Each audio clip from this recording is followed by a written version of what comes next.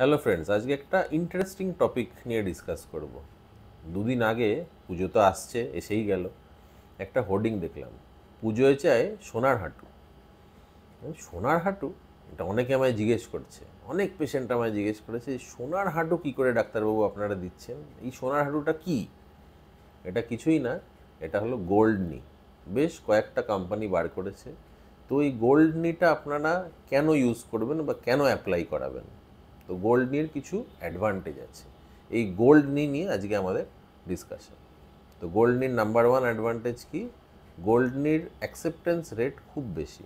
ধরুন কারোর বডিতে অ্যালার্জি আছে, ছোট ছোট জিনিস খেলেই তাদের অ্যালার্জি হয়ে যায়। এনারা আমাদের সাথে ডিসকাশন করেন যে আমাদের কিন্তু সব কিছুতেই অ্যালার্জি। ওনাদের অ্যালার্জি প্রোফাইলও করাই আমরা ওটির আগে। ধরুন বেরিয়ে গেল যে স্ট্যান্ডার্ড কনভেনশনাল ট্র্যাডিশনাল ইমপ্লান্টস যেগুলো আমরা ইউজ করে থাকি, এগুলোই তাদের অ্যালার্জি। তখন আপনি কি করবেন? দ্য আনসার ইজ গোল্ড নি। এটা নর্মালি মেডিকেল কারণে আমরা বলে থাকি। সেকেন্ড হলো পেশেন্ট চয়েস। অনেক পেশেন্ট একদম মাইন্ডসেট করেই নিয়ে আসে যে আমাদের সোনার হাঁটু লাগবে দুটো পায়ে। তো তখন আমাদের কিছু করার থাকে না, আমরা প্রোজ অ্যান্ড কনসটা ডিসকাস করে ওনাদের গোল্ড নিটা অ্যাপ্লাই করে দিই।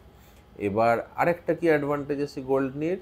স্টাডিজ কিছু বলছে যে নর্মাল ট্র্যাডিশনাল হাঁটুর চেয়ে 5 থেকে 10 বছর বেশি লংজিভিটি হতে পারে গোল্ড নিয়ের। তো এই সব দেখে প্রচুর কোম্পানি গোল্ড নি ম্যানুফ্যাকচার করছে, আমরাও ইউজ করেছি গোল্ড নি। Overall it is a very good implant with good patient acceptance and good longevity. Costing একটা ইস্যু হয় গোল্ড নিতে, নর্মাল ট্র্যাডিশনাল ইমপ্লান্টের চেয়ে হয়তো 1010 টাকা বেশি। It is not very costly as compare to traditional implants.